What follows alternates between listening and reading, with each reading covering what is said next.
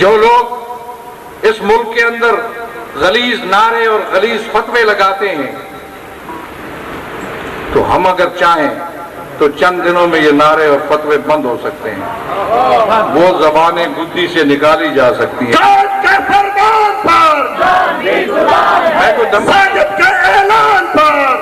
میں کوئی دھمکی نہیں دے رہا ہوں، دھمکیاں کمزور دیتے ہیں، حقائق بیان کر رہا ہوں۔ اس لیے میں سمجھتا ہوں وحدت و اتحاد کا تقاضا یہ ہے کہ اس قسم کے فتووں سے گریز کرو، پھینکو گندی نالیوں میں ان فتووں کو۔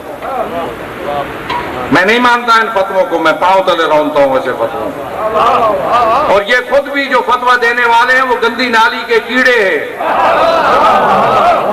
نالی کا کیڑے کی خصوصیت یہ ہے کہ گندگی میں رہے گا تو زندہ رہے گا، اٹھا کر دودھ کے گلاس میں ڈالو گے تو فوراً مر جائے گا۔ اس لیے میں ان کو بھی نصیحت کرتا ہوں کہ اس سے بات آ جائے۔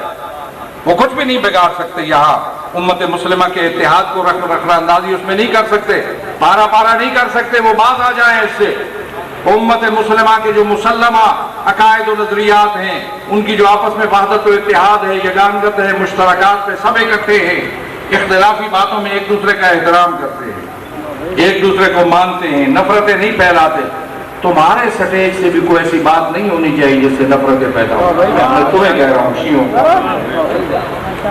میں منطق و عقل سے تعارف کرا چکا تشیع کا دینی جماعتوں کے اندر۔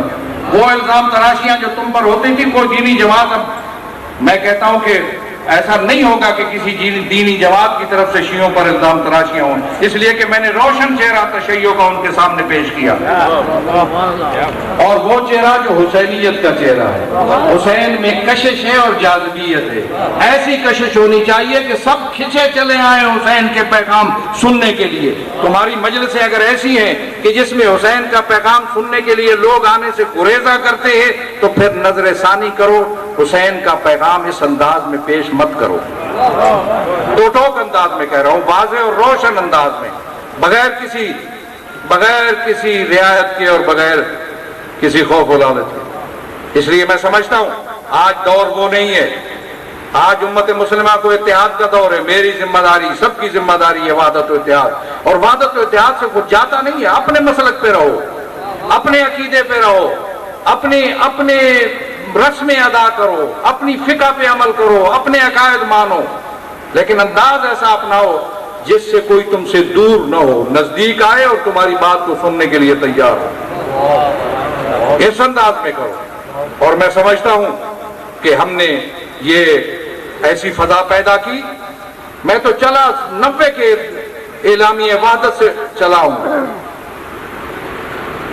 اور فورم، دینی جماعتوں کا فورم، اس کے بنانے میں بھی ہمارا کردار تھا۔ اس ملک کے اندر جب شریعت بل کی بات آئی تو شیعہ حضرات سادہ لوگ ہیں، ذاکر یا مولوی یا دوسرے لوگ عوام، ان کو پتہ نہیں ہے، انہوں نے سمجھا کہ یہاں پتہ نہیں کیسی شریعت نافذ ہوگی۔